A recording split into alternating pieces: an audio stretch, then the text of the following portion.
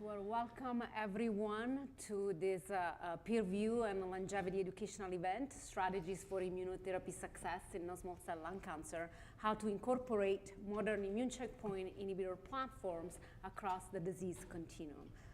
My name is Tina Cascone. I am an associate professor in the Department of Thoracic and Neck Medical Oncology at the University of Texas MD Anderson Cancer Center. I'm delighted to moderate with my co-chair this event. Hi, and I'm very loud today. That was to make sure everyone's awake as we get started. I'm Heather Wakely. I'm from Stanford University, and really appreciate all of you joining us today. Hopefully we're going to make this a fun hour and a half, case-based education.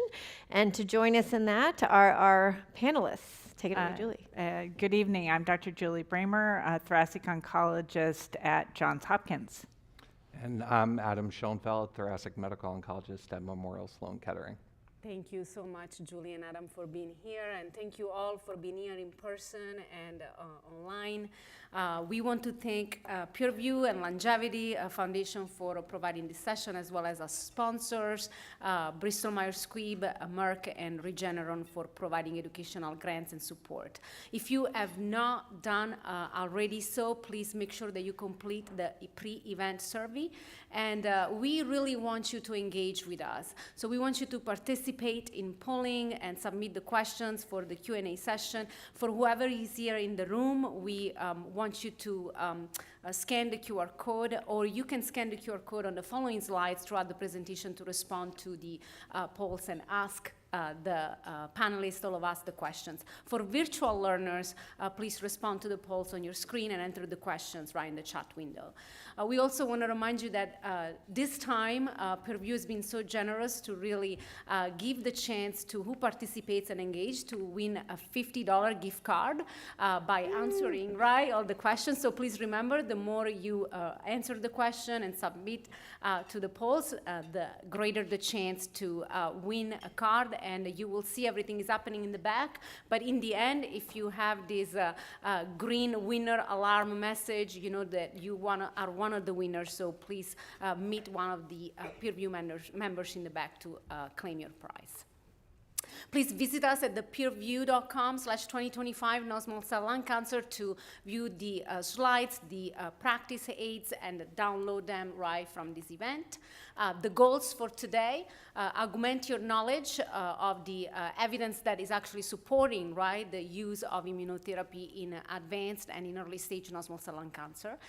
We want you to be really well equipped with all the strategies to integrate immunotherapies in the non-small cell lung cancer treatment setting throughout the disease continuum. And we also want to enhance our ability to work in a multidisciplinary setting to make sure that we can evaluate our patients collaboratively across all the multidisciplinary specialties to identify the best candidates for immunotherapy and maximize the benefits for our patients. Longevity, as I mentioned, is our partner. They have done a tremendous amount of work to provide us with resources for biomarker testing. So please make sure that you later on scan this QR code to understand more about the material that is available. And for patients and their caregivers, they have done a phenomenal job to really educate us about immunotherapy and other clinical resources. And so with this, we're going to start with really the first case, and I'm going to hand it to Heather. Great. Thank you. Okay, so to make this exciting for everybody, what we've done is we actually have 4 different cases, and we're going to be talking about a lot of the data within the context of those cases. So please be ready to vote as we go through this. Our first case is actually going to be presented by Dr. Bramer. So Julie, take it away. All right. So we're going to focus on non-squamous non-small cell lung cancer and discuss this case. So this is a case, lady who presented in my clinic.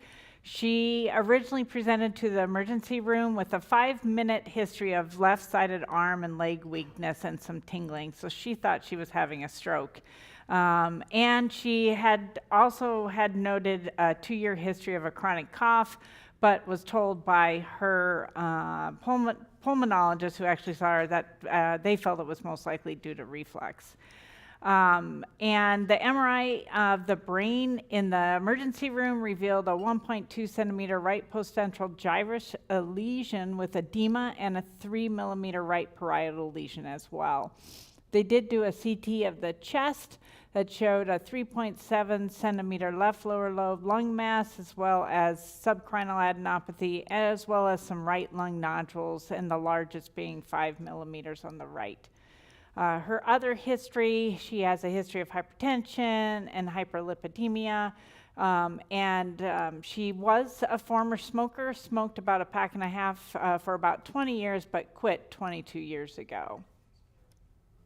Well, all right, so she came to the clinic. We did draw a Gardent. She underwent a bronchoscopy and a biopsy of the left lower lobe that showed adenocarcinoma, poorly differentiated, TTF1 positive, negative for the markers for squamous, and our pathologist felt it was consistent with lung primary. Now, unfortunately, the Gardent did not have any ctDNA to be detected, interestingly, even though she had metastatic disease. But after, usually it takes about 2 weeks for us to get back the mutations. The PD-L1 was high of 50%, and the KRAS mutation was positive for KRAS G12C. So, what do you do? Okay, so I get to take over now again. So we're not going to give you the clinical trial option because that's always the right answer. So outside of a trial, what would you think about for this patient with newly diagnosed metastatic disease? You know she has high PD-L1 in her tumor. You know her tumor has a KRAS mutation. Would you give her immune checkpoint inhibitor or ICI monotherapy, ICI with chemotherapy, dual ICI with chemotherapy, a KRAS G12C inhibitor, or you're not sure? And if you vote you're not sure, you're not going to win the $50 gift card. Okay, but please vote. I thought Tina said a car. A card? No, she said card. Card, $50 card. If you want a $50 card, you can look for that, and good luck. Okay. It could be differentiated. All right. Are we ready? Everybody voted? All right. Okay. All right. So I guess let's kind of, we're still voting. That's Okay. moving a little bit. Okay, so maybe we can kind of throw it down the line a little bit. We're going to give people a second chance to vote, and Julie's going to go through a little bit more data. But what do you think? We've got most people, it looks like, voting for an immune checkpoint inhibitor with chemotherapy. Anybody think differently in our panel? Why not ICI monotherapy? Well, I know that's Yeah. the question, right? Yeah. The patient isn't that symptomatic. Yeah, and Dr. Wakely mentioned PD-L1 is high, Yeah. right? We're at 60%. Yeah. We don't have a visceral crisis type of situation. So sometimes less is better, especially if the data that Dr. Wakely, that Dr. Bramer will review will tell us that perhaps we should consider that. Yeah. I think So that's I wasn't afraid to give ICI monotherapy. Okay. But that, I think ICI chemotherapy would definitely be an option. all right. Adam, any thoughts? Yeah, I agree with what has been said. ICI monotherapy sounds good to me if the patient was feeling okay and had a high tumor mutational burden PD-L1 expression. Great. Yeah. Okay. I think we now move on. All right. So, but now, slightly different scenario. Would your recommendations change? Same 66-year-old lady, former smoker, newly diagnosed metastatic lung cancer, PD-L1 high, KRAS G12C mutation, but now she has, in addition to the brain metastasis, the left lower lobe, the small right lung nodule, now she has bulky liver metastasis and widespread bony metastasis. All right. You get to have the same options. So now the patient has significant bulk of disease as opposed to just a limited brain metastases, ICI monotherapy with chemotherapy, dual immune checkpoint inhibitors without chemo, dual immune checkpoint inhibitors with chemo, a KRAS G12C inhibitor, or still not sure, which is still an okay answer, just won't win you the card.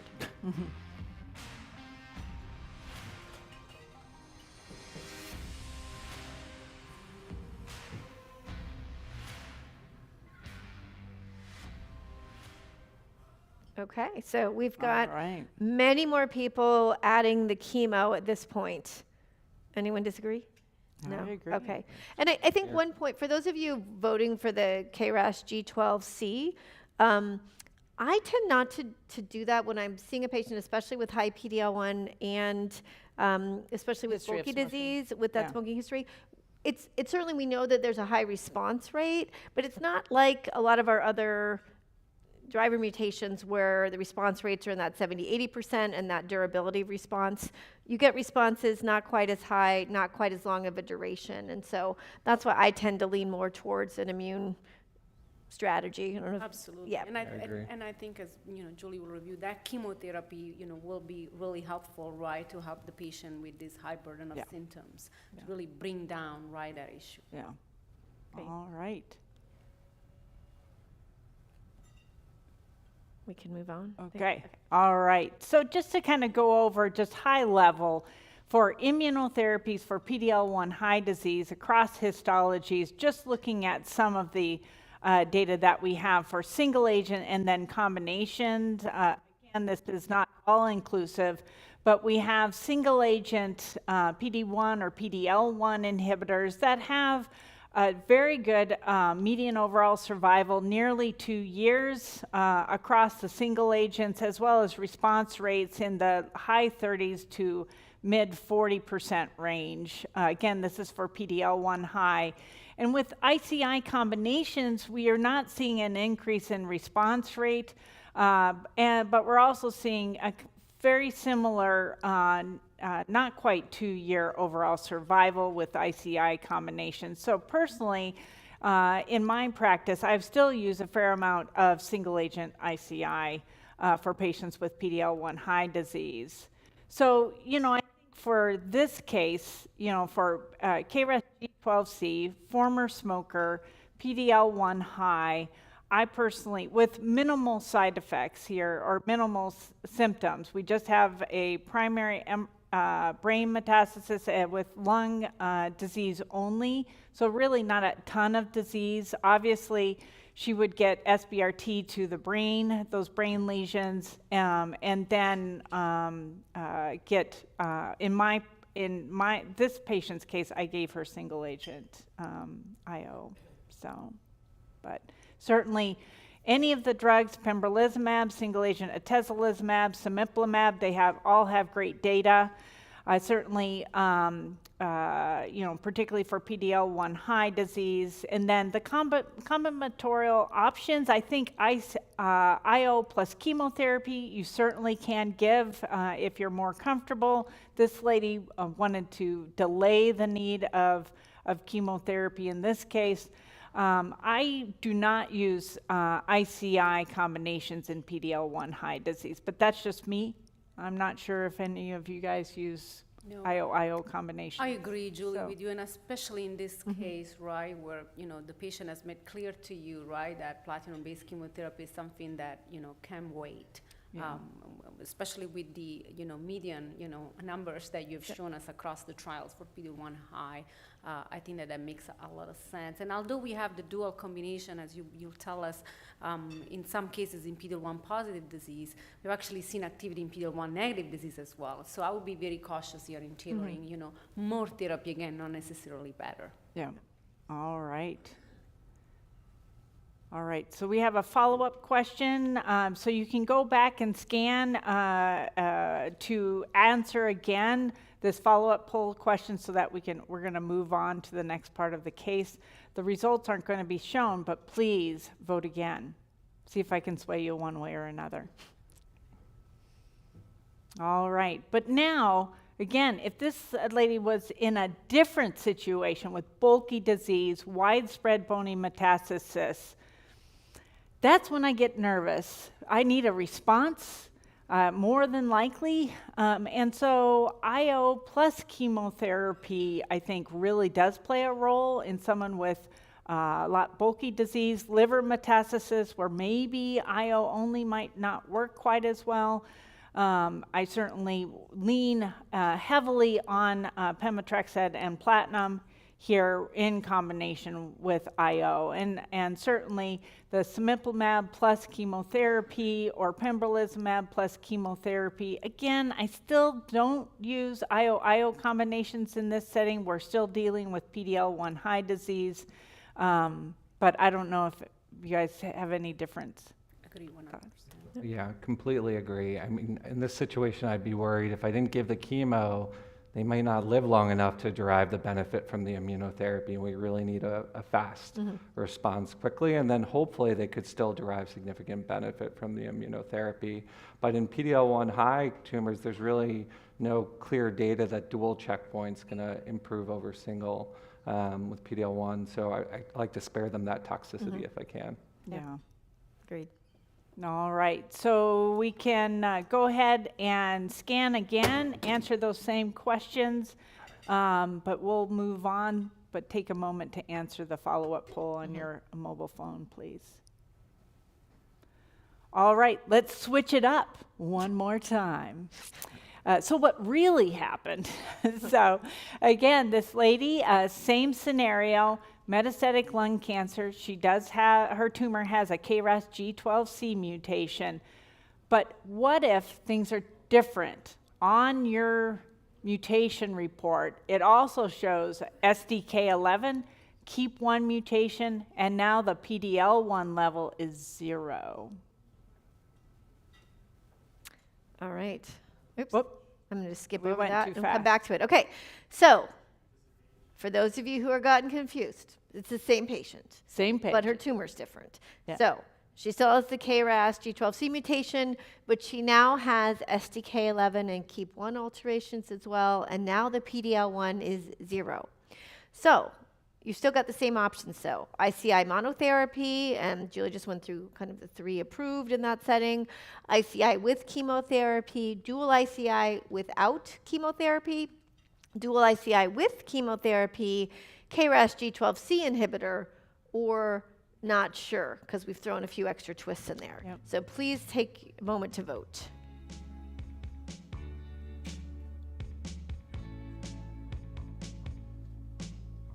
This might be too mellow for after dinner. Okay. No ACDC? Yeah. All right. So several are sticking with ICI plus chemotherapy, some ICI with chemotherapy, and then some KRAS G12C inhibitor.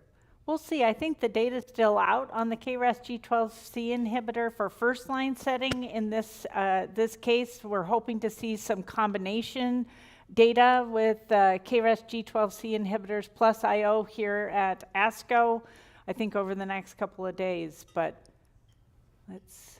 let me show you some data here. All right. So just looking at IO combinations, and really in this setting with again, this is all retrospective data that I'm going to show you for the SDK11 and KEAP1 mutations. But in general, when you see the IO combinations, in my mind, to break it down simply, is checkmate 227, you get to avoid chemotherapy. Checkmate 9LA, you decrease the amount of chemotherapy, which a lot of people are like, yes, only 2 cycles, I can get through that.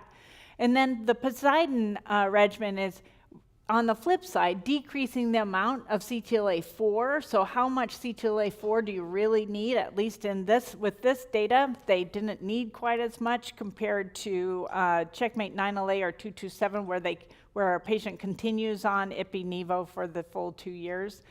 But also the nice thing about Poseidon, you also continue the chemotherapy 4 cycles and then continue the maintenance.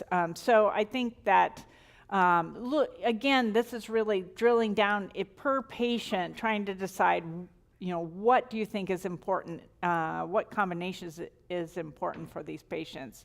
So, and clearly for both checkmate 227, which is approved by the FDA for PD-L1 positive disease, does have NCCN compendia listing for PD-L1 negative. Checkmate 9LA approved regardless of PD-L1 status, and then Poseidon the same. All right, and so for Checkmate 9LA, the data is really, again, in my mind, tantalizing for PD-L1 negative disease here, regardless of histology. I really like this combination for PD-L1 negative disease, and particularly if I don't think a patient needs that much chemotherapy. In the first case scenario, this is in someone with PD-L1 negative disease, but low bulk of tumor, and I just want to use 2 cycles of chemotherapy. I'll use Checkmate 9LA. Now, how about 227? We have 6-year data. Again, it's not FDA approved for PD-L1 negative disease, but again, long-term data with this combination, particularly for, again, in my mind, PD-L1 negative disease. Now, what about Poseidon? Here you can see across all subgroups, there you are seeing a survival advantage of the quadruplet tremelimumab, durvalumab plus chemotherapy. So, but what about STK11 mutations? And Dr. Cascone is at the home of Dr. Skelitis and her colleagues, really who drilled down about STK11 mutations. And at least for single-agent immunotherapy, patients whose cancers have STK11 mutations really just do not seem to do well with single-agent ICI. But when you're starting to add chemotherapy, and you have a STK11 mutation or KEAP1, it does seem to abrogate that same signal. And so you can see in Keynote 189, when combining chemotherapy with IO, STK11 mutant disease can respond and have longer survival. Now for Checkmate 227, we do see the same, even without chemotherapy. You see patients with KEAP1 mutations as well as STK11 mutations here can have improvements in survival and improved progression-free survival, as you can see here for KEAP1 mutant disease. The trial that has looked at this more extensively, even more, is looking at the Poseidon group, looking at these subgroups. At the top left, STK11 mutant disease compared to wild type. You can see the combination of durva, tremi, plus chemotherapy, definitely compared to chemo, or even durvalumab by itself with chemotherapy. You can see that upper survival curve here for those patients who typically would not do well with single-agent ICI. And then the KEAP1 mutation patients also doing better with the PD-L1 plus CTLA-4. And then again, looking even at the KRAS mutation patient subgroup, again doing better with the combination of durvalumab plus tremelimumab plus chemotherapy. So taking this, yes, it is retrospective data where there is a phase 3 study looking at the durvalumab tremelimumab chemotherapy combination in this patient subgroup of KEAP1 mutations or STK11 positive mutant adenocarcinoma. But right now in your practice, I personally like the ICI combination with chemotherapy in my practice, and in this patient we discussed that with her and she was willing to do it. So, but I don't know, are you using this practically in the clinic? Yeah, I totally agree with you. I think practically in the clinic, sometimes it's hard to get back some of the mutation data, and by the time we need to make a decision. So sometimes I don't have the STK11 or KEAP1 data, but the PD-L1 we certainly have. And I think for patients who are PD-L1 negative, where, I don't know how much benefit they really derive from IO, PD-L1 with chemo alone, where it seems to be similar to chemo, the outcomes. I think dual checkpoint blockade, you really see that flattening of the curve even 6 years out with 227 and 9LA. So I go with dual checkpoint usually. Yeah, same for me, Julie. I agree with Adam's assessment, and I really like the fact that you emphasize the differences, the subtle differences across the trials that are actually very important for our patients, right?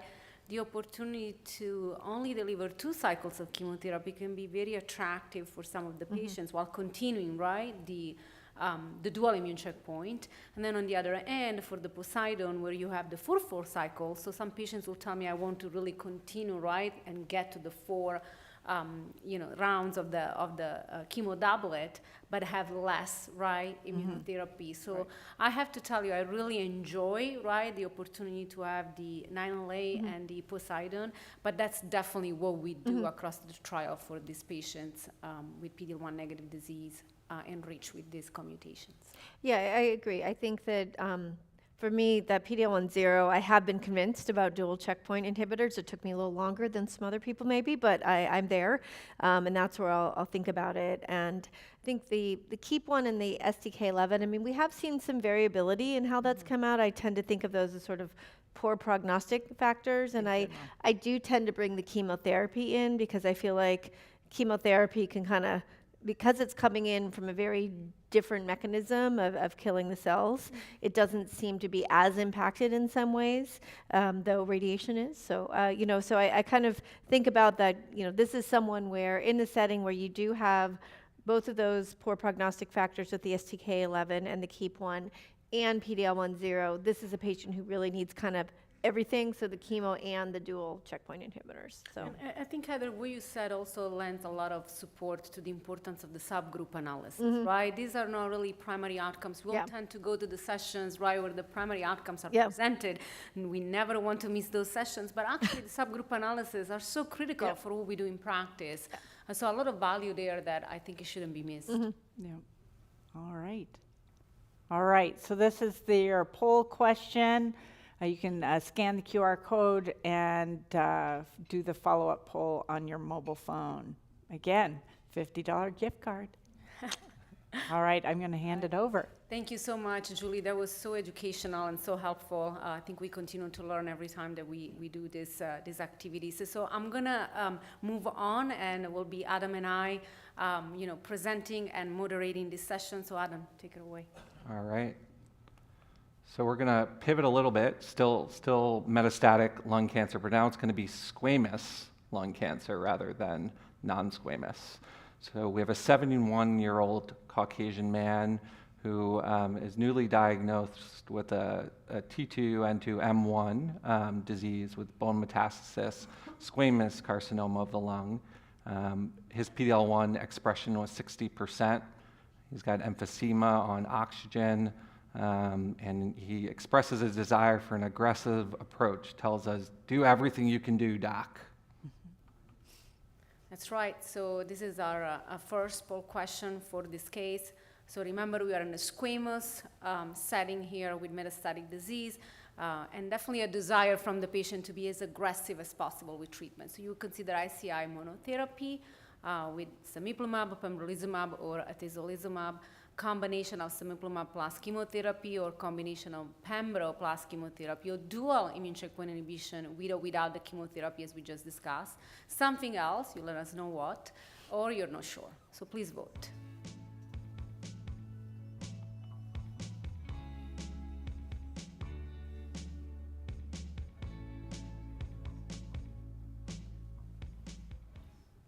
Let's see.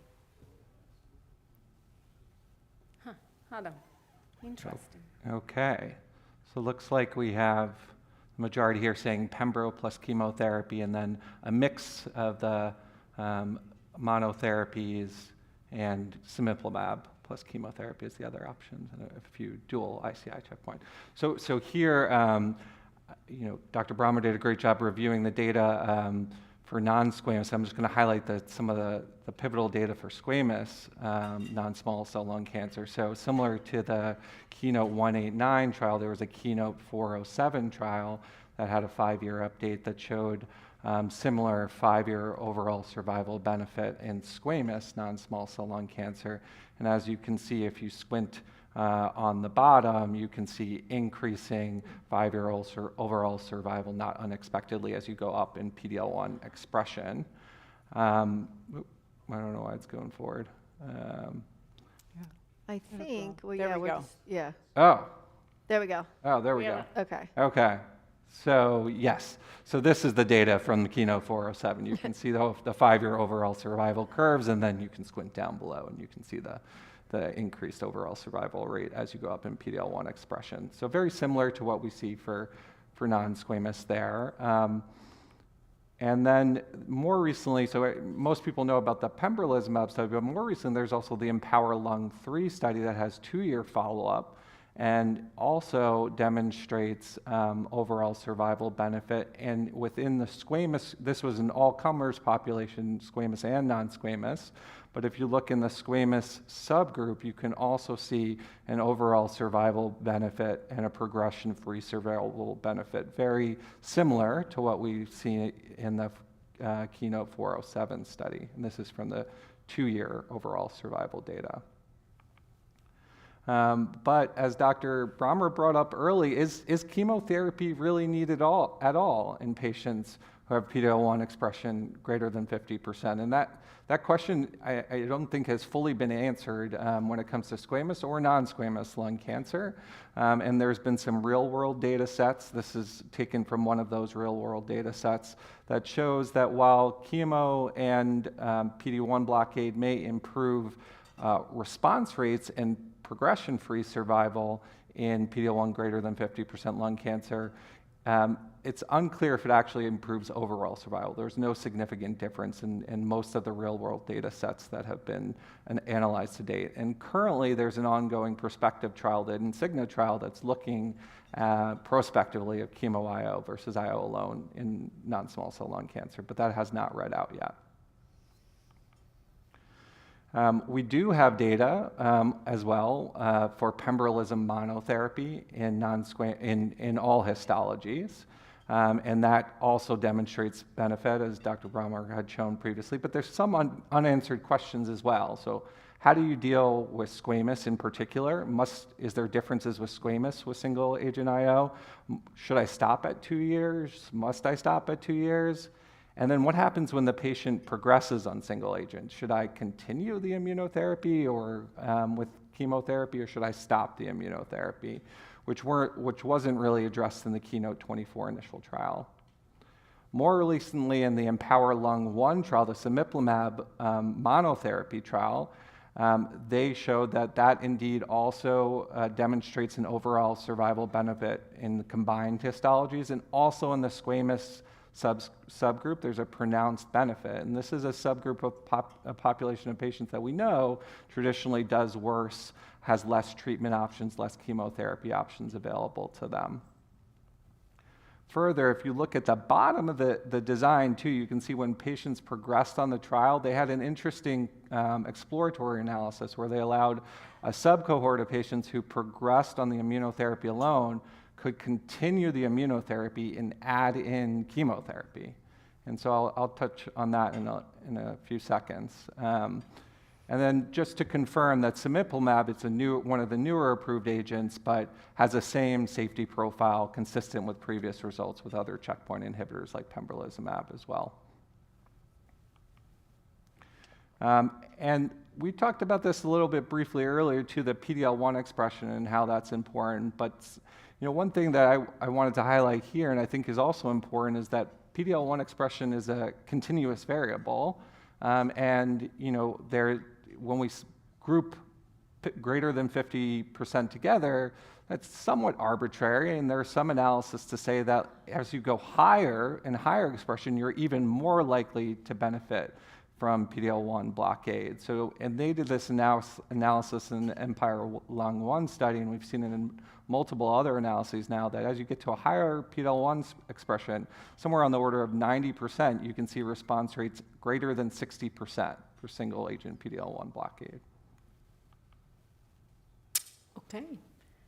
This was a great overview, Adam, of the data in this squamous histology. And just to recap, we have a 71-year-old gentleman with metastatic squamous carcinoma of the lung with a bone involvement with high PD-L1, so PD-L1 60% with some comorbidities, but overall the willingness to be as aggressive as possible with treatment. So we talk about monotherapy options as well as combination options. So definitely it seems appealing again here based on the data that Adam has presented to go with monotherapy, especially if there is not, again, that visceral, right, crisis impeding right there, or if there is not a major symptoms burden. So again, I feel very comfortable in considering, right, the monotherapy. And many times it takes, and Adam, I want to hear your thoughts here, because it takes sometimes to educate the patient that more is not necessarily better. So I want to hear your thoughts on this, because many times patients tell monotherapy, what about more than just, what, 2 chemotherapies and 1 immunotherapy sounds so much better, doc, right? Yeah, completely agree. I think that's always something tricky to navigate when, patients come and they say, do everything you can do. But, one thing to keep in mind is in this patient who, has a more limited functional status, if we give chemotherapy up front, we may limit his ability also to get immunotherapy if he develops some toxicity and has to be hospitalized. And so that may limit the do everything I can do for him in the long run. Yeah, Agreed. I Julie, agree. how do you feel? I agree. I think, do everything. Yes, the combination, it'll get you a higher response rate, but we're trying to help him run a marathon, not a sprint. That's So, exactly right. Yeah. Yeah, it's interesting. We had a question from one of the audience members, and this patient who seems to be on oxygen at baseline, and how we're sort of thinking about immune-related adverse events, right? And sort of what are those predisposing things, such as being on oxygen? Are we at higher, is this patient really at higher risk of pneumonitis or not? And does that change how we think about that? I thought that was a really intriguing question. I think it's always that balance, right? Is the oxygen because of the cancer? Or is there some other reason that they're on oxygen, right? Because that matters a lot. And it might weigh a little bit more on my choice of the chemotherapy, because I kind of look at it without the immune checkpoint inhibitor, the patient doesn't have any real chance of a long-term positive outcome. And yet with it, perhaps with that, there is a slightly higher risk. The other day is a little bit not so clear. Yeah, no, absolutely agree. Again, it's all a matter of personalizing this data, right, and tailoring this data to the patient. But I think that was a phenomenal overview. Great. And I think we want to make sure that you can vote again. We will not show the results, but we want to see, the updated voting after this data overview. Okay. All right. So now we fast forward 3 years.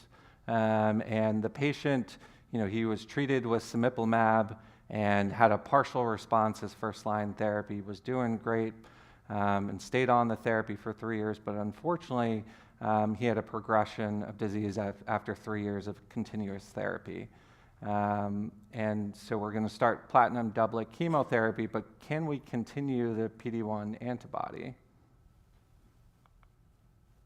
And so this is the data I was somewhat alluding to earlier, is that in this trial, the Empower Lung trial, for patients who had progression on cemiplimab, they were allowed optionally to continue the cemiplimab and the chemotherapy, and these patients were followed during that period of time. And what you can see here is their initial response rate with cemiplimab at 35.6%, and then after they added chemotherapy, second line, a response rate of 27%, which, while there's no head-to-head comparison to chemotherapy alone in this trial, is historically superior to what we might think of seeing for chemotherapy alone. Additionally, when you look at the duration of the response and the progression-free survival, so you look at these patients who received the added chemotherapy, they had a median duration of response of 11.5 months as well. So I think, a couple takeaways I think of from that is this is the first phase 3 data we really have to understand anti-PD-1 with chemotherapy added at progression. It shows longer PFS versus historical data of chemotherapy alone. And it possibly allows someone like this for us to do everything that he wanted. So we started with PD-1 therapy alone, avoids early chemotherapy without compromising survival in the long term. But maybe I'll open up, before I move on to some of the other things, maybe I'll open up to the group and see what everyone else thinks as well. Well, I certainly in this case for those patients that you do single agent immunotherapy, this cemiplimab data does give me a lot more data and credence to add chemotherapy to IO when I need it, particularly in those patients where I don't feel like I need to start with it, but I can add it later. Yeah, I agree. I do think there's probably is that synergy that we've seen. And so if we start with monotherapy, I do like to add the chemo too, If they ongoing. progress. Yeah. I want to emphasize something that Adam mentioned that I think it's very important if we actually try to disseminate this data with some deep understanding to our patients. If we had to give chemotherapy standard of care in the second-line setting here, which is our taxane, right, we're talking about response rates in the order of 10%, with a duration of response that is less than a half than what we see here at 11 months. So to have a 27% response rate at adding right chemotherapy has our patient develop progression of the disease with immunotherapy alone. That's quite telling, and I think it's a very important set of numbers that I tend to spend time to explain to the patients because it gives us some flexibility in starting off with a therapy that can be perhaps better tolerated in some cases, right? With, you know, giving the patient the opportunity to go on with their life without the impact, right, of the chemotherapy-related toxicity is not trivial to me. So I think this is, again, compelling data for a number of reasons that are actually very critical to our patient. Yeah. So I wanted to bring up another question that came up from the audience, and just out of curiosity, so we divided this so we had non-squamous and then we had squamous, and sort of talking about the data in both of those settings. And the audience members asking, do you think there's really a difference between the squamous and the non-squamous and those outcomes, or not? And I guess I kind of look at it as the immune checkpoint inhibitors seem to work in squamous and in non-squamous, and the data is a little bit different, but then the data with chemo is a little bit different in those also. I don't really think about it mechanistically as being that different, except maybe, where I am practicing in California, if we see squamous, it's almost always in a setting of a smoking history, and when we see non-squamous, it's very frequently in the setting of not having as many different mutations, many of those with, driver mutations, a whole other situation, but sort of, like more complexity in the squames in some ways. But I don't know if any of you think about that differently, because I thought it was another really good question. Yeah, no, I thought you're absolutely right, and you just, dissected very, very eloquently. I think that it's not just about the histology. The data seems to be, very much in alignment, right, with the chemotherapy, immunotherapy, or monotherapy, immunotherapy, in terms of, numbers, if we look at all the pooled data with non-squamous and squamous. But what matters to me, I think, more is what are the actual features of a squamous histology that might drive response, or non-squamous histology? What's the commutational status, like as Adam mentioned? And in squamous patients, you most likely don't expect, right, some drivers that you expect in the non-squamous histology. So that's how I approach it as I think about tailoring the treatment plan to the patient. Right. But Julie, how do you feel? No, I agree. I don't, really think, yes, it does seem like the non-squamous population in general does better overall, but we've seen that even when you look at chemotherapy. And there is another question that perhaps Adam can I think is about to approach this, but I think this is a very relevant question. Would we continue immunotherapy regardless of the duration of the initial response? Oh, so you're saying if we have an initial response to immunotherapy, Yeah.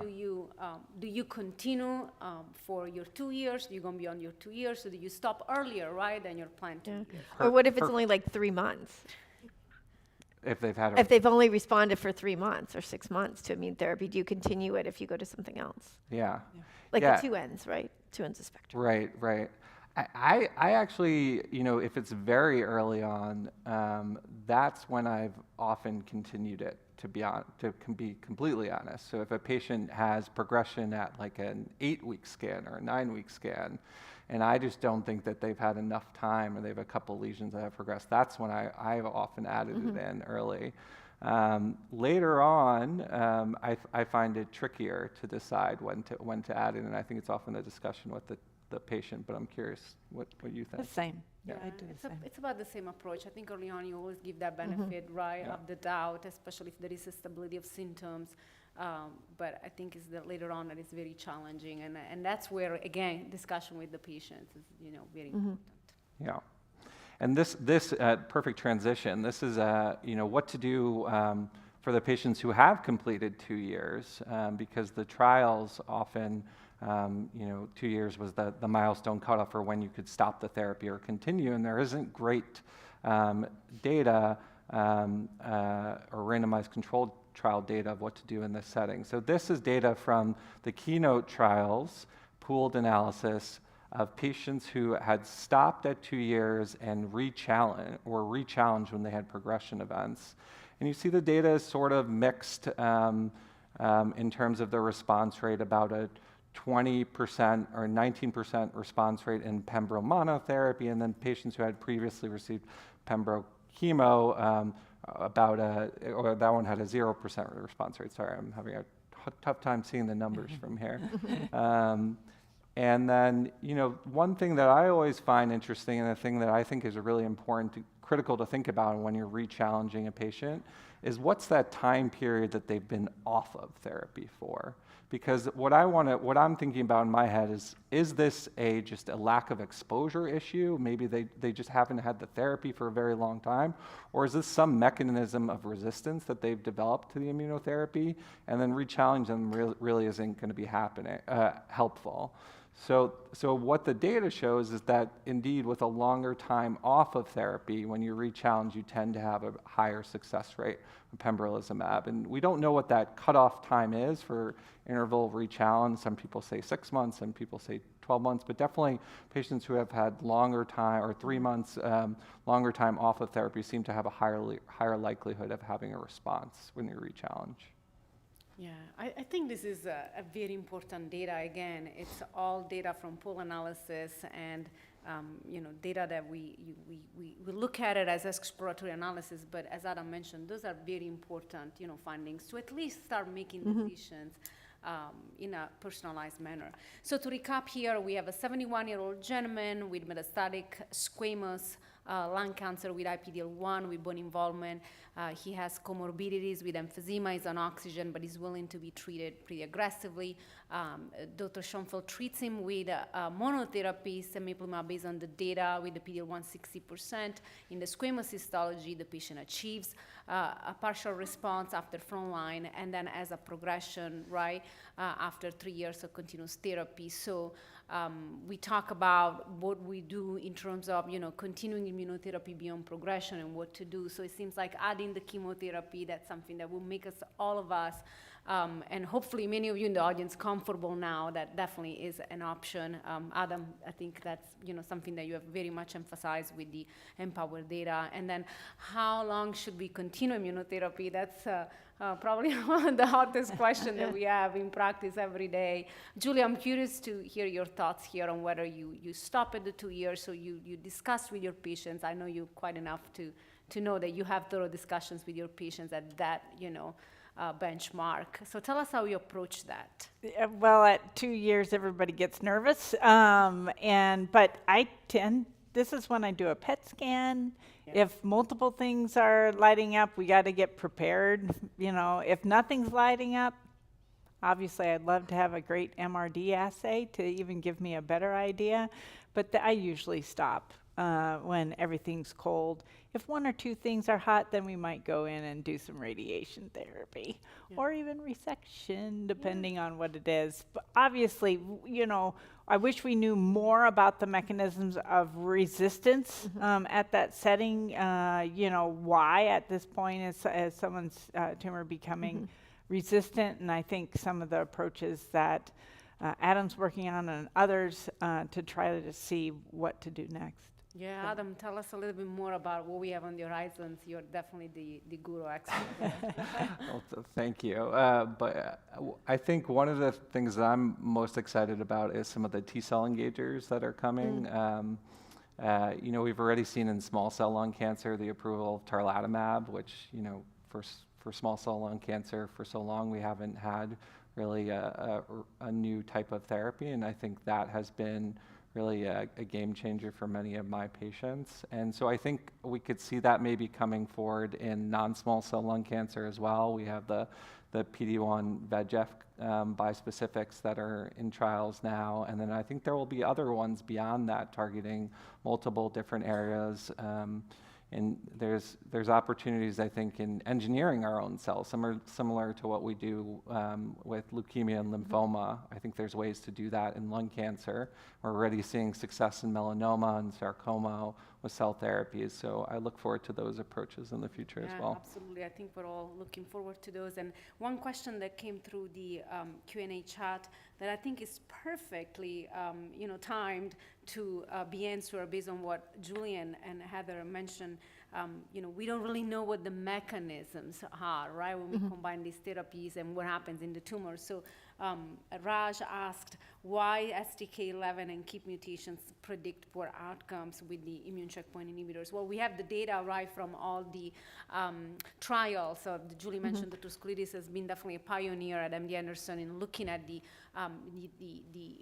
activity of a single combined immunotherapy with chemotherapy in these specific subtypes. I think what we know, there is still a lot of work to do, and I want to hear the thoughts of the group, but what we know is that definitely the presence of these co-mutations in the tumor wires the metabolic activities of these tumors towards something that is really not well receptive to shrink in the context of an immunotherapy delivery. And so I think that perhaps, Adam, to your point, those are the tumors where we really will want to see whether additional therapies, novel therapies might really have an activity, right?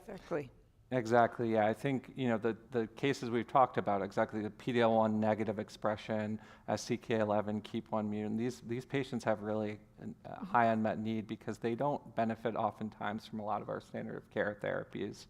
And so I'm hopeful that these new T-cell engager approaches or cell therapies could be helpful in that setting.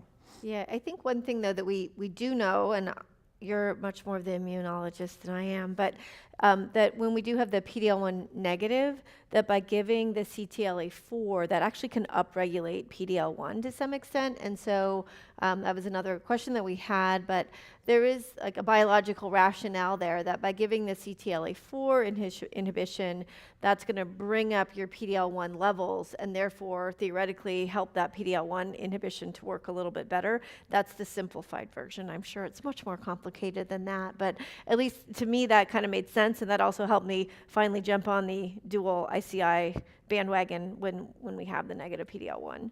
Yeah.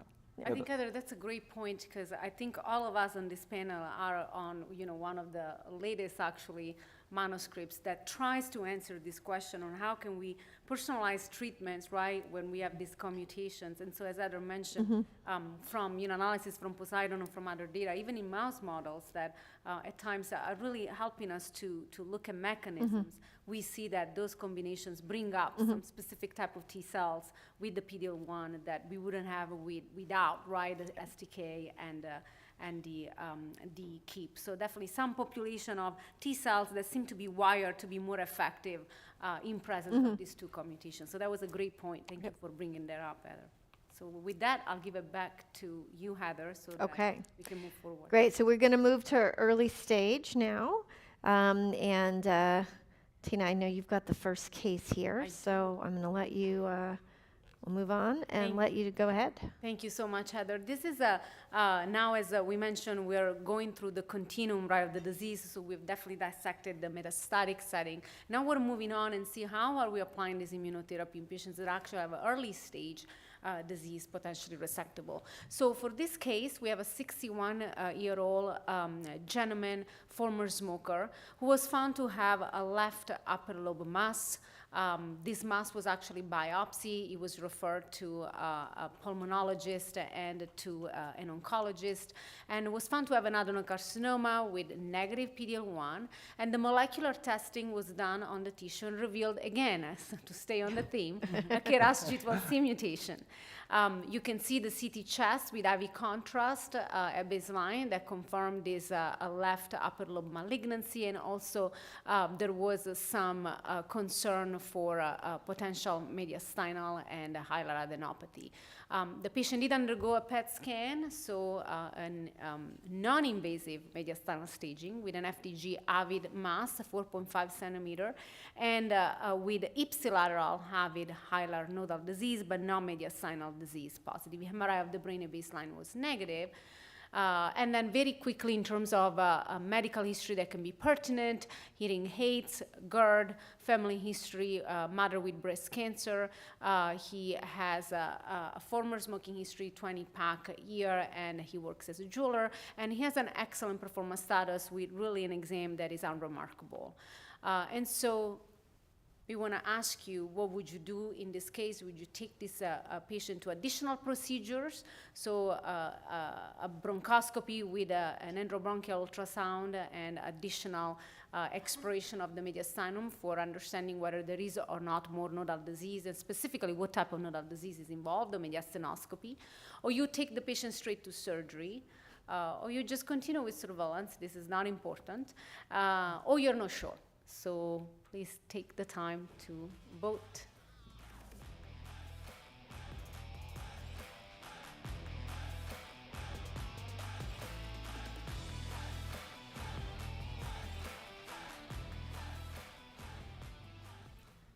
Heather. Yeah, I think you could argue this one a little bit. I mean, you've already decided that this patient's likely going to go to surgery. It's nice to know what those nodes are. You've got the question on the nodes. But I think you could argue either way, depending on where you're in practice. But the EBUS proving that those nodes are involved and therefore bringing in some neoadjuvant therapy is, I think, the preferred option. We'll talk a little bit more about when might you think about going straight to surgery. But given that questionable, what's come up with the nodes on the CT, I would be in favor of doing that. I agree with you, Heather. And the patient underwent EBUS bronchoscopy with an N1, so an ipsilateral hilar station positive for disease. And we wanted to highlight here the importance of having a phenomenal pulmonologist on the team who actually does look right at the other stations, N2 and N3, whether they need to be biopsy, would they look suspicious. So this patient did have that, so N2 and N3 disease were negative. So we have a T2B, a clinical T2B, N1 and 0. Patient has been evaluated by our surgeons, has done pulmonary function tests, and we have brought this patient to multidisciplinary discussion. These are the results of the FEV1 and the DLCO. In the tumor board, our team members tell us that the patient is medically operable and is surgically resectable. Oops. I'm sorry. No, I did that.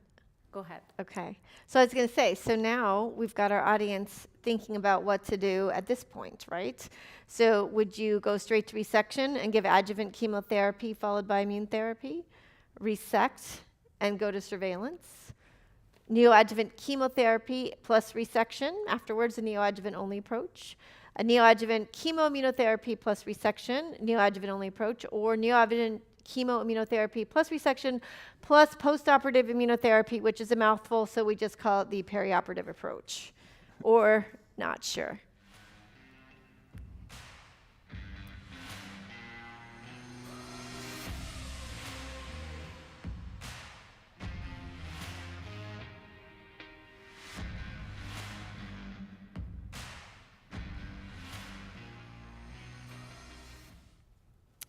All right. We're still getting some late voters here. That's good. I know everyone wants to get that right. Okay. Tina, what do you think? I think this is very exciting to see how these diverse answers are staggered here. So the neoadjuvant chemoimmunotherapy plus resection with postoperative immunotherapy, so long-winded perioperative approach seems to be the favored one. But followed definitely by, well, they're hand in hand, right? The neoadjuvant chemoimmunotherapy with the resection, so the neoadjuvant only. And then 18% surgery up front, followed by adjuvant chemotherapy and immunotherapy. So very interesting. Yeah. All possible options. Lots of options. Lot of Adam, options. Julie? Yeah, I think I would maybe choose an option that's not on here, or sort of is. I would choose the neoadjuvant chemoimmunotherapy followed by a resection and then see what the pathology reveals before making that. Okay. So perioperative or not, depending on the finding, because we have no data to tell us what's the right approach there. Definitely Okay. adjuvant, but let's wait. And let's see. Yeah, we'll get there. We'll get there. Okay, Julie, anything to add? Neoadjuvant chemo IO is the way to go, I think, here. And then depending on what we see at the time of surgery, what to do on the back end. But we, again, we don't have any head-to-head data here. So, That's right. insight. Yeah. Well, okay. Cooperative group trials. Yeah. Well, thank you so much for your thoughts on these answers. I think that they're all absolutely valid. And here we really wanted you to see the landscape. This is a very simple slide. I love it. Easy see. Very comprehensive for you to use as you will. But that definitely gives you all the material, right, to understand that the most important thing, to me at least, in that population of patients that comes to see us with potentially resectable disease is to perform genetic testing, right? You cannot not do that in 2025 if we want to get the best benefit from these treatments to our patients. And so for patients who have tumors that do not have what we call the AGA, so the actionable genomic alterations for which we have targeted therapies, or patients who have IO-sensitive AGAs, we have three approaches, right? As Heather mentioned, the neoadjuvant treatment, so with immunotherapy plus chemotherapy, up to 3 cycles followed by surgery. The traditional adjuvant treatment approach with surgery up front, followed by chemotherapy and sequentially immunotherapy. Although I have to say, I'm very excited to see at upcoming meetings, there might be some completed efforts where we have resection followed by combination of chemoimmunotherapy. I think scientifically it's going to be so interesting to see what the differences, right, are. And then the perioperative approach, where now you have a sandwich type of opportunities. So you have a chemoimmunotherapy neoadjuvant, followed by surgery, and then continuation in all comers, right, regardless of your PD-L1, with differences, right, according to regulatory jurisdictions, but continuing immunotherapy for 1 year. And so here's the data that justifies all these possible approaches. So the CheckMate 816 is the pivotal, probably, leading trial that has really transformed the standard of care for patients with resectable disease, stage 1B at that time, because that trial had the AJCC 7th edition, so 4 centimeters or greater, or with nodal positive disease. So stage 3 at that time, stage 3A. You can see here using the pathological complete response as one of the co-primary endpoints, which is defined as absence of residual viable tumor in the resected specimen and in the lymph node. So your entire surgical specimen, 24% with nivolumab plus chemotherapy 3 cycles, as compared to 2.2% with chemotherapy alone. And I want to offer some context here because this is important when we interpret this data. And this is exactly what I tell my patients. Historically, if we look at the proportion of patients who gets a complete pathological response after chemotherapy. If you look at 20 years of chemotherapy, and Dr. Wakely is the pioneer in this, we know that that range goes from 0% PCR to 16%. So we used to think about a PCR rate traditionally to chemotherapy of approximately 4%. So here we have 2%, 2 to 4%. Now we have a 24%, so a quarter of the patient achieving a PCR. That's pretty encouraging. And then you can see on the right, on the top right, the event-free survival 4-year update, where you can see the separation of the curves that is, continues to remain pretty encouraging between the chemo-nivo as compared to the chemo, with, again, approximately a 15-20% of difference as we go over time of people being free from disease and alive. And then you can see at the bottom some of the, again, updated data. This is not the latest data. We will see the latest data just in a couple of days from Dr. Patrick Ford. We're all excited about this transformative data we'll see.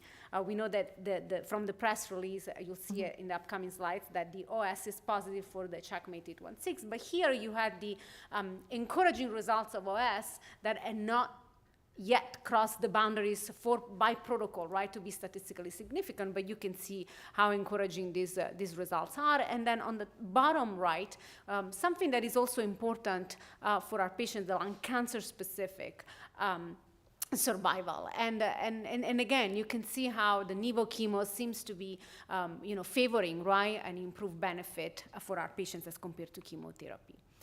And so as I anticipated, the CheckMate 816 overall survival data that will be presented by Patrick Ford on June 2nd at 3 p.m. in the lung cancer session. I think we're all really wanting to see this data so profoundly changing the standard of care.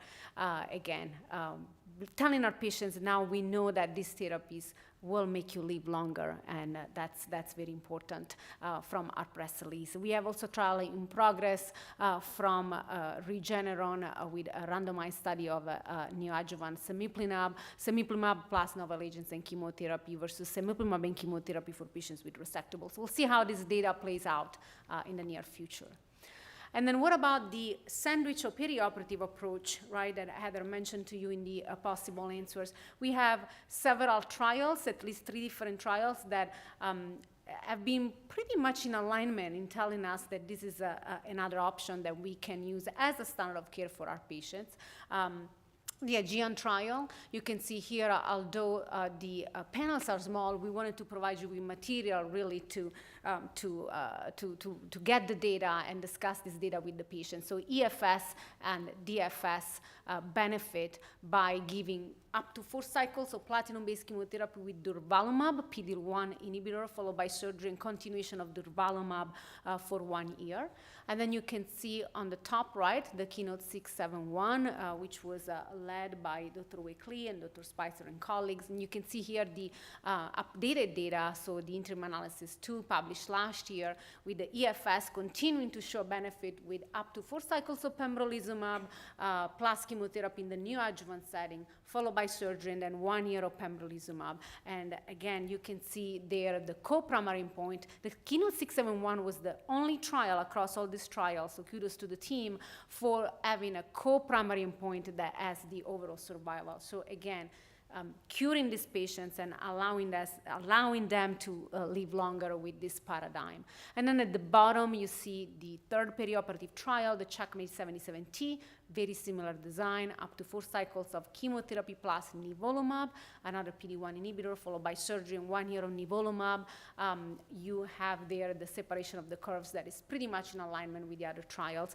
And then one little change, if we had to think about this patient with stage 3 disease and with N2 nodal involvement, we thought that perhaps could be very helpful for you to have this data. We know that the perioperative approach seemed to benefit patients with stage 3 disease. We have seen this across all the trials where you have a stage 3 single and multi-station. We see there, a magnitude of benefit that seems to be very encouraging. We do see this also in the CheckMate 816. So definitely a population when you have more nodal involvement that you might strongly consider to disposition to a neoadjuvant approach as compared to an upfront surgery. And I feel, Heather, that the community is pretty much in alignment, with that judgment call. So you can see the separation of the curves with the nodal involvement in favor of chemo, nivo, as compared to chemo alone. You will see on June 1st, so just in a couple of days, the updated data from the CheckMate 816, the DFS update, the interim analysis of the OS, and even more importantly, as we were talking about subgroups, the biomarker analysis by genomic profiling from this population of patients. And so. Great. Okay. So a whole lot of data to think about. I think the key learning is that perioperative trials so far have really tracked very closely with each other as far as outcomes, and we're all really excited to hear about the OS from CheckMate 816, which is the only pure neoadjuvant study. So putting that together for this patient, this is a 61-year-old patient with a left upper lobe mass, which is biopsy proven to be adenocarcinoma lung cancer, 0 PD-L1 expression, KRAS G12C mutation. The patient has N1 station involvement. And what would you do at this time? The patient's been deemed to be operable and resectable. So your options would be resection and adjuvant chemotherapy, followed by immune therapy, resection plus surveillance, neoadjuvant chemotherapy plus resection, neoadjuvant only approach with neoadjuvant chemoimmune therapy together, a perioperative approach, or you're still not sure. So to think about that, just go through all of that in your mind, and then you get to do this polling question. See what we've taught you. Yeah. All right, and as people are thinking about that, I think one question that does come up a lot clinically. So if you have a patient and they've had early stage lung cancer that's been resected, and they've had chemotherapy and immunotherapy, whether it was just neoadjuvant, just adjuvant, perioperative, or let's say it's stage 3. They've had their chemotherapy, radiation, and then they've had their year of durvalumab, and then they've recurred. What do? Do you bring back in immune therapy? Does it matter on timing? And what data do we have? And that was one of the questions we got. I mean, to me, the data is all of the trials in the metastatic setting allowed for patients who had had immune therapy if it had been more than a year that had passed, but we don't really know the answer if it had been less than that, right? So I guess in practice, what do you do? The first thing I do is make sure we've looked at their driver mutation, because those are the patients I see. And if they didn't have a good response to their durvalumab for stage 3, oftentimes there was a driver mutation that wasn't known, or perhaps it just wasn't known at the time they started their neoadjuvant chemotherapy, immune therapy. So that's the first thing I do. Then there are other things that you all think about. I took that easy answer, so I'm going to give you guys the harder ones. Yeah, the next thing I think I do is I look at their initial response as well. So if they had neoadjuvant therapy followed by surgery, did they have a good response to the therapy? And then after that, I see how long has it been, as you said. If it's less than a year, there's still a difference between like 2 months versus 10 months. So I think for patients who have progressed very quickly after completing their therapy, I'd be a little bit more reluctant to just do the same therapy again. But for patients who are close to a year or further out and had a great response initially, I think I would be much more inclined to re-challenge them with that same therapy again or something similar. Yep. I agree. Yeah, I agree. Perhaps I think, Heather, like you, are definitely looking at the molecular profiling in detail. You know, many times we rebiopsy this patient, even if we are not in the context of targeted therapy. We rebiopsy this patient and see what are the acquired mutations they might have had. Julie, I don't know whether you feel that that's something that's critical. I've even had patients have developed small cell lung cancer within a year or two. And I think a lot of times we see patients who have heterogeneous disease and then develop that. Or again, a lot of these patients do probably have adenosquamous disease, and if one part of the disease then is treated and it works well, but then another part comes back, sometimes we'll see someone who we thought had pure adenocarcinoma actually develop squamous down the road too. Absolutely, and I look at the timing, as Adam mentioned, but Heather, one thing I wanted to mention is, to me, the magnitude of progression and the pattern of progression matters so much, because it's one story. You have a local recurrence that can be assessed, right? Surgically, it can be assessed with radiotherapy. You have a, disease everywhere. Many times, correct me if I'm wrong, if you see this, I'm seeing a lot of oligometastatic disease to the brain. Yeah. And so those are patients who are dispositioned to SBRT, and then if there is no extracranial, disease, many times I continue surveillance with, very active MRI scans. So those are all factors that are critical to make these decisions. Right. Okay. So this patient receives, as we all agree, I think, at least 3 doses of neoadjuvant, chemotherapy with carboplatin and pemetrexed for non-squamous histology plus an ICI.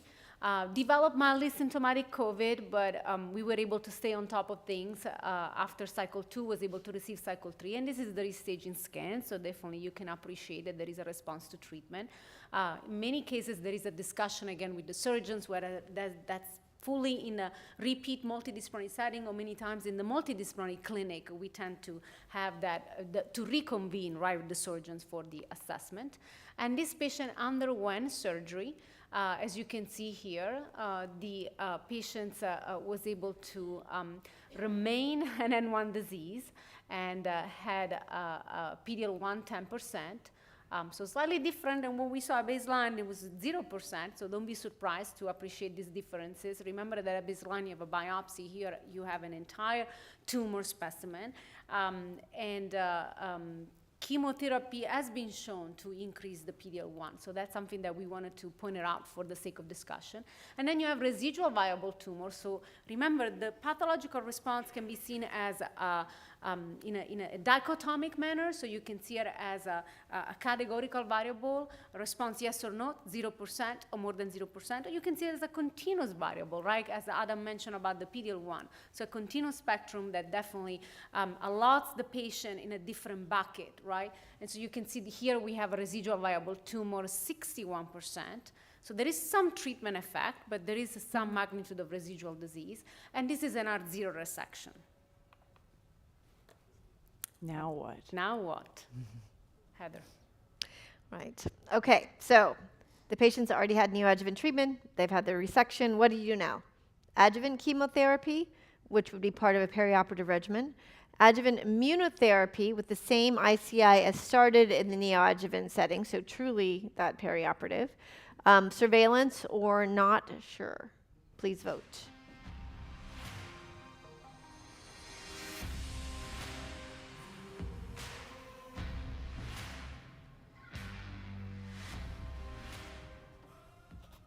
Okay. So most people are going to continue with a true kind of perioperative regimen, continuing that immune therapy. Some are giving some chemotherapy when the patient's already had neoadjuvant chemotherapy, so not really kind of a classic approach. Thoughts? Looking at you, Adam. Or Yeah, Adam. Julie. Yeah, either of you. I always struggle in this situation, Yeah. to be honest, between 2 and 3. And I end up having a long conversation with the patient about 2 or 3 and going over that we lack the data to know because we have no results from a head-to-head trial right now. So it's possible that, doing more may be helpful, but it's also possible it might just increase, risk of immune-related adverse events. And so it's usually a decision made with the patient. And part of the decision making too is, did they have toxicity, initially? How hard was it to get through that treatment? Are they, how fit are they, and what they want to do in that situation for me. Yeah. And stay tuned. There is a cooperative group, ECOG-ACRIN trial called CLEAR that will be randomizing patients who did not have a complete pathologic response after neoadjuvant chemotherapy, and they'll either receive single agent IO or IO plus another combination therapy drug. Great, thanks, because we really don't know until then. We don't. Yeah. All right, we are trying to advance this slide without much success. Yeah, I think this was great discussion. And before we go to Heather, I just wanted to add that I was a little bit tricky by giving you that PD-L1 10%, but just because I wanted to tell you that, don't be surprised if there are those differences. But although we don't have a head-to-head comparison trials, comparison data, we have seen across the trials that perhaps in absence of an escalation strategies in this case, so if you have a trial, which there are many trials ongoing with vaccines, right, and other intensification strategies, it seems like continuing treatment in the PD-L1 0, in the PD-L1 negative population, might provide some comfort, right, when we look at that separation of the curves. But again, this is all exploratory data. That we have available. Great. And so with this, I'm going to... Wait, we gotta, people need to do their vote, right? There we go. Yep. I think there we go. Here, so give us again your vote after this discussion. And we will not show the data, but we want to make sure that you have that time. And then the last thing before we pass to Dr. Wickley for her case, we just all wanted to remind you about the subcutaneous formulation of the immunotherapy. We have the Atezo approved. The Pembro is under regulatory review in US and Europe. And then we have data that will come out or is cooking right with the nivolumab as well. Yep.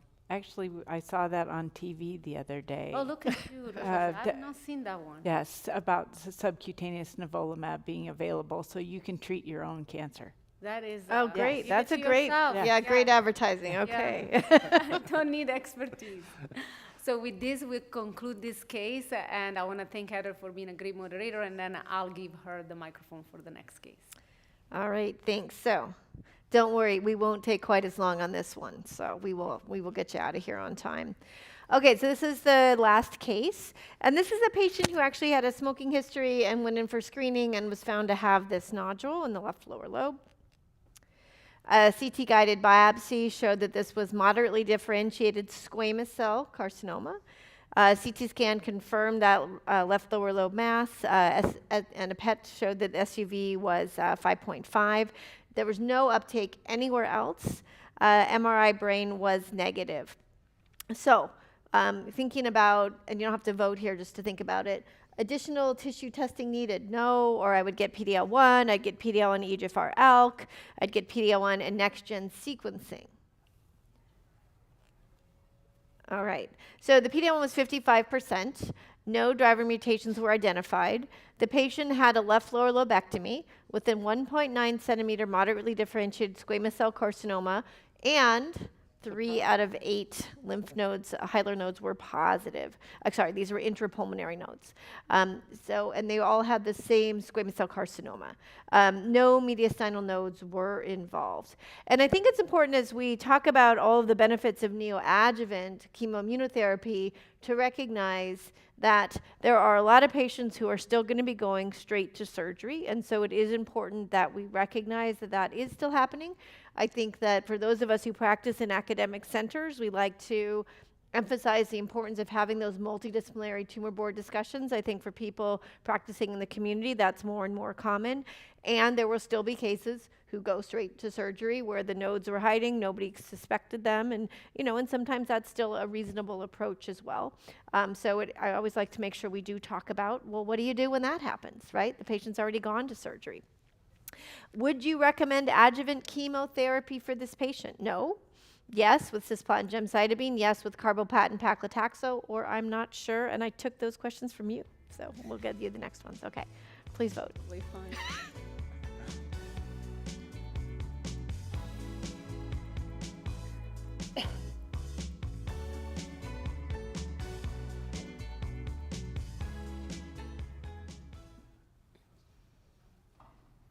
Okay, interesting to see. Wow. Right, but a third cis and gem, third carbotaxol, and then no 9%, thankfully, and I'm not sure. Okay, interesting. Yeah. That was the chemo question. Yeah. Okay. All right. So what do you want to do after the chemo? Would you want to recommend adjuvant immunotherapy? No. Yes with the atezolizumab. Yes with the pembrolizumab. Yes with another agent. Or you're not sure. So please vote. And again, this is an important question as we think about consolidating or intensifying that post-right surgical setting where we still can kill micrometastatic disease. And we know for these patients, chemotherapy is important, right, for this reason. So what does this immunotherapy adds? So really curious to see what you do here.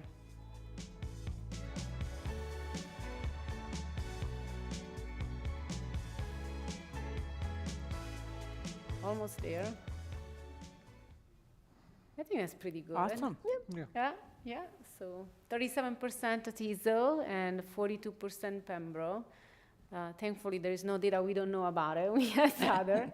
It was tricky. Good. All right, well, I'm going to go through the data quickly here. Great. Okay, so you probably can't see those slides very well, but I'm going to talk through it. So we want to remember that we've now had 3 large trials with adjuvant immune therapy. There are others we haven't seen the data yet. Keeping in mind when these trials were designed, we had not yet seen Keynote 189 or any of the other trials in the metastatic setting showing that giving chemotherapy and immunotherapy together was actually beneficial. So we are now doing some adjuvant studies looking at those combinations, but all of the adjuvant trials gave sequential therapy because that's all that we knew to do at the time the studies were designed.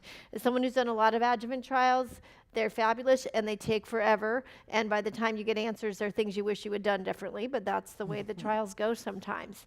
So of the trials, so Empower 010 with atezolizumab, we now have 5-year data, which I got to present last year at ASCO on a nice poster. And we do see that you do have continued disease-free survival benefit in patients who have PD-L1 expression in their tumors of any level, and that's actually amplified in those with PD-L1 greater than 50%. Hazard ratio is still less than 0.5 in that setting. For overall survival, because the study of the way it was designed statistically, we can't really claim any overall survival, but the trends are seen pretty clearly in those with PD-L1 expression of at least 1% and much more so in those with greater than 50%. So take that as it is an approved option in these patients with atezolizumab. Then with pembrolizumab, we haven't seen as much long-term data, expecting to see that, but the study was positive regardless of PD-L1 expression, which was a little bit confusing, given that in other trials with pembrolizumab, we've seen that PD-L1 level quite important in metastatic as well as in earlier stages of disease. But positive trial for that disease-free survival endpoint as well. So for those of you who voted for atezolizumab or pembrolizumab, yes, those are both approved, would be very appropriate in this setting. Then we had this BR31 trial with durvalumab, where we know that durvalumab is a very active checkpoint inhibitor. We know it's very effective after chemo radiation in stage 3, and yet this was a completely, absolutely negative trial. So that has confused us quite a bit.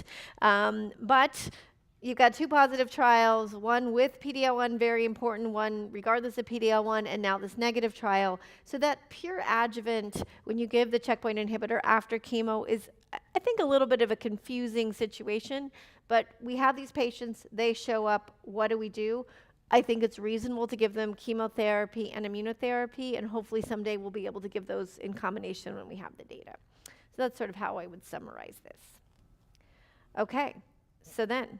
That was a great summary, Heather. Succinct and effective, and just hitting the key points.